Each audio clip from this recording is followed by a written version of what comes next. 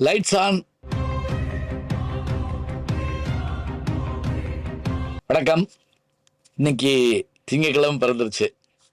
திங்கள் வந்த உடனேயே நம்முடைய சிந்தனைகளில் ஒரு வேகம் வருது. இந்த வேகத்தோடு இந்த நாளை, இந்த வாரத்தை, இந்த மாதத்தை, ஏன் வாழ்க்கை முழுவதும் விரைந்து செயல்படுவோங்கிற நம்பிக்கையோடு தொடங்குவோம். எது நமக்கு உற்சாகத்தை தரும்? நான் பல முறை சொல்லியிருக்கேன், யாருடைய வாழ்க்கை வரலாறாவது படித்தா அவங்கள மாதிரி ஆகணுமே அப்படின்னு நம்ம நினைப்போம். ஏதாவது ஒரு புத்தகத்தை படித்தா அதில் வர்ற ஒரு வரி நம்மளை அப்படியே சிந்தனையை தூண்டும். அதுபோல் நான் இப்போ இந்த வாரத்தில் படித்த ஒரு விஷயம் எனக்கு ரொம்ப ஆச்சரியத்தை கொடுத்தது. அது என்ன அப்படின்னு பார்த்தீங்கன்னா,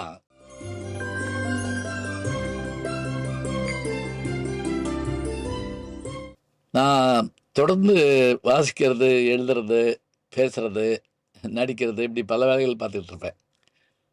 அதில் எனக்கு எழுதுறதுங்கிறத எப்படி பிடிக்கும் அப்படின்னா, என் நண்பர் முதுபெரும் பத்திரிகையாளர் திருமலை அவர்கள் நமது மண் வாசம்ங்கிற இதழுக்கு ஆசிரியராக இருக்கிறாங்க. தான மரக்கட்டளையிலிருந்து வெளிவருகிற அந்த மாத இதழில் அரிய கட்டுரைகள் எல்லாம் தொடர்ந்து வந்துக்கிட்டே இருக்கும். நானும் கூட அதில் தாத்தா பேத்தி அப்படின்னு ஒரு உரையாடல் அவர் இந்த விஞ்ஞான செய்திகள் கொடுப்பாருன்னு நான் தொடர்ந்து எழுதுவேன். மாதந்தோறும் அதில் ஒரு கட்டுரை வந்துக்கிட்டு இருக்கேன், என்னுடைய கட்டுரை. அது மட்டும் என்னுடைய வேலை இல்லை, அதில் வர எல்லா கட்டுரையும் படிப்பேன்.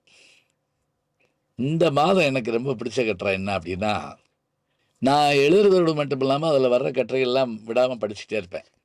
எல்லாம் அரிய கட்டுரைகள். இந்த மண்வாசனம் தொகுப்பாக கூட வந்துருக்குது. அந்த 12 இதழ் வந்தோடனே அது ஒரு தொகுப்பாக புத்தகமாகவும் போடுவாங்க.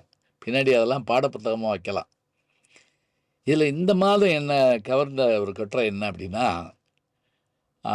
பிரமோஸ் ஏவுகணை திட்டத்தினுடைய முன்னாள் தலைவர், நமது தமிழகத்தை சேர்ந்தவர், கன்னியாகுமரி மாவட்டத்தை சேர்ந்தவர், பாராட்டுதலுக்குரிய பத்ம விபூஷன் திரு சிவதான பிள்ளை அவர்கள் எழுதியிருந்த அந்த கட்டுரை, இளைஞர்கள் என்ன செய்ய வேண்டும், அந்த கட்டுரை படித்தேன். உண்மையிலேயே எனக்கு ரொம்ப ரொம்ப பிடிச்சிருந்தது. என்ன அப்படின்னு கேட்டால், நம்ம இளைஞர்களை என்ன நினைக்கிறோம், அவங்க சாதாரணமானவங்க, அவங்க ஜென்சி அப்படின்னாலே அவங்க பெருசாக ஒன்றும் சாதிச்சிட மாட்டாங்க அப்படின்னு நினைக்கிறோம். ஆனால் இவர் புள்ளி உரம் கொடுக்குறாருங்க. 800 மில்லியன் இளைஞர்களை கொண்ட உலகத்திலேயே ஒரு நாடு எதுன்னா இந்தியா தானா. 800 மில்லியன் இளைஞர்கள் இங்கே இருக்காங்களாம். இந்த 800 மில்லியன் இளைஞர்களுடைய ஆற்றலை ஒருங்கிணைச்சா என்ன ஆகும்? அதுக்கு என்ன வேணும்? அதற்கு முதல் படிநிலை என்ன அப்படின்னா, கலாம் அவர்களுடைய மேற்கோளைத்தான் காட்டுறார் சிவதான பிள்ளை. என்ன மேற்கோள் அப்படின்னா, கற்றல் என்பது முதல் படி. கற்றலுக்கு அடுத்ததாக சொல்கிறது என்ன அப்படின்னா, படைப்பாற்றல். படைப்பாற்றல் மூலமாக நம்முடைய புதிய சிந்தனை, இந்த புதிய சிந்தனைகள் மூலமாக எதை சாதிச்சு காட்டலாம்? நமக்கு தெரிஞ்சு வானம் ஏன் நீல நிறமாக இருக்கிறதுன்னு சிந்திச்ச ஒருத்தர் தான் நோபல் பரிசு பெற்றுக் கொடுத்தார் இந்தியாவுக்கு. அவர் தான் சர் சி.வி. ராமன். ராமன் விளைவு, ராமன்ஸ் எஃபெக்ட். ஏன் நீல நிறமாக இருக்கு? கடல் ஏன் நீல நிறமாக இருக்கு? இதன் மூலம்தான் அவருக்கு அந்த நோபல் பரிசு கிடைத்தது. ஏதாவது ஒன்று சிந்திங்கள், கேள்வி கேளுங்க, இதை நோக்கி நகருங்க. அப்போ கல்வி, படைப்பாற்றல், சிந்தனை, இதன் மூலமாக நம்ம எல்லாத்தையும் சாதிச்சு காட்டலாம். நம்ம ஒரு 800 ஆண்டு காலமாகவே அடிமையாக இருந்துட்டோங்கிறாங்க. பல்வேறு படையெடுப்புகள், பல்வேறு அதிகார மாற்றங்கள். 12ஆம் நூற்றாண்டுக்கு பிறகே ஆங்கிலேயர்கள் இந்த நாட்டை விட்டு போகிற வரைக்கும் நம்ம அடிமைகளாகவே இருந்திருக்கோம் பல பேர்கிட்ட. அதனால் இந்த அடிமை சிந்தனையிலிருந்து நம்மளை மீட்டு கொண்டு வர்றதுக்கு எதிர்த்து உதவியாக இருக்குன்னா கல்வி தான். நீ அவனோட எதிர்த்து ஜெயிக்கணும்னு நினச்சின்னா படி, நல்லா படித்து ஒரு அதிகாரத்தில் போய் உட்கார். அடிமை சிந்தனையிலிருந்து விடுபட்டு கல்வியின் மூலமாக இப்போது என்ன சாதித்து காட்டியிருக்கிறோம் என்றால், பசுமை புரட்சி, விண்வெளி ஆய்வு, அணுசக்தி, ஏவுகணை, மருத்துவம், இப்படி எல்லா துறைகள்லையும் நம்ம சாதிச்சு காட்டிக்கிட்டு இருக்கோம். இன்னும் முக்கியமாக சொல்கிறதா இருந்தால், ஏவுகணையில் நம்முடைய சாதனை வியக்கத்தகுந்த சாதனை. குறிப்பாக பிரமோஸ் ஏவுகணை 500 கிலோமீட்டர் தூரத்திலிருந்து 5000 கிலோமீட்டர் தூரம் வரைக்கும் பாய்ந்து சென்று தாக்கக்கூடிய ஏவுகணைகளை நாம் உருவாக்கியிருக்கிறோம். அதே மாதிரி அக்னி ஏவுகணை, இந்த அக்னி ஏவுகணையுடைய முகப்பு பகுதி, மூக்கு பகுதி இருக்கு பாருங்க, அது நெருப்பில் எரிஞ்சிடாமல் இருக்கிறதுக்காக பெரும் தொழில்நுட்பம் வேணும். இதை கண்டுபிடிக்கிறதா இருந்தால் சூப்பர் கம்ப்யூட்டர் வேணும். முதல்ல நம்ம அமெரிக்காட்ட தான் இதுக்கான அந்த தொழில்நுட்ப உதவி பெற்றுக்கிட்டு இருந்தோம். ஆனால் வழக்கப்படி அமெரிக்கா பல தடைகளை போட்டு நம்மகிட்ட வந்து நீங்கள் அது செய்யக்கூடாது இது செய்யக்கூடாதுன்னு சொல்லிட்டே இருந்தாங்க. பிறகு நாமே அதை கண்டுபிடிக்க இறங்கணும். இதுக்கான ஆற்றல் மிகுந்த இளைஞர்களை எப்படி தேர்ந்தெடுக்கிறது?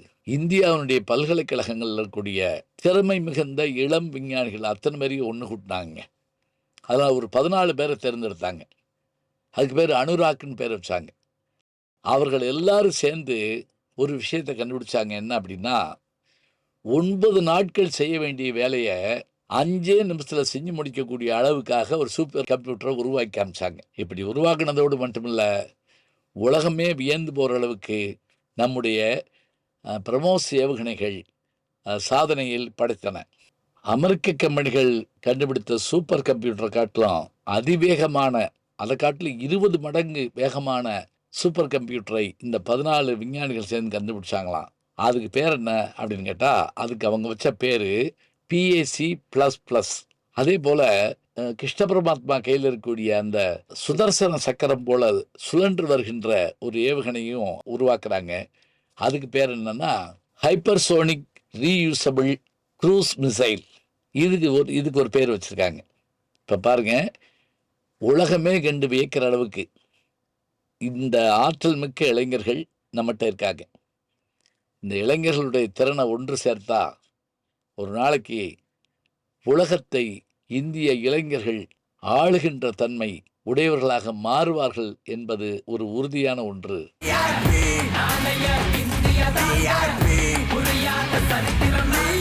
இதை யார் சொல்றா என்றால், நம்மளா சொன்னா அதுக்கு பேர் ஆசைங்க. ஆனால் நம்முடைய புகழ்மிக்க விஞ்ஞானியாகிய பிரமோஸ் முன்னாள் தலைவர் சிவதான பிள்ளை அவர்கள் சொல்கிறாங்க. நாம் இளைஞர்களுக்கெல்லாம் சொல்ல வேண்டியது இதுதாங்க. ஒரு உன்னதமான நோக்கத்திற்காக நாம் உழைக்கும்போது நம்முடைய மனம் வலுவோடு விரிவடைந்து சாதனைகளை செய்ய வேண்டும் என்று முயல்கிறது. இந்த நோக்கத்தோடு செயல்பட்டால் ஒரு தனி மனிதன் மட்டுமில்லை, ஒரு சமுதாயம் மட்டுமில்லை, இந்த உலகமே ஒரு சாதனை களமாக மாறும் என்பதில் மாற்றமே கிடையாது. நம்முடைய இளைஞர்களை நாம் ஊக்குவிப்போம், அவர்கள் ஆற்றலை ஒருமுகப்படுத்துவோம். அதன் மூலமாக இந்தியாவை வல்லரசாக மாற்றுவோம். நல்ல செய்திகளை நாளும் சந்திப்போம். நாளை சந்திப்போம். வணக்கம். ஜி ஞானசம்பந்தன் யூடியூப் சேனல் பாருங்க. உங்களை தேடியே உங்க வீட்டுக்கு வருது. கேட்காம ஒரு விஷயம் உங்களை தேடி வருது பாருங்க, அதை பிடிச்சி வச்சுக்கோங்க. நம்முடைய ஜி ஞானசம்பந்தன் யூடியூப் சேனலை தொடர்ந்து எக்ஸலம், இன்ஸ்டாகிராம், ஃபேஸ்புக், வாட்ஸ்அப் என்று அனைத்து தளங்களிலும் நாம் இயங்கிக் கொண்டிருக்கின்றோம். நீங்களும் எங்களோடு வாருங்கள்.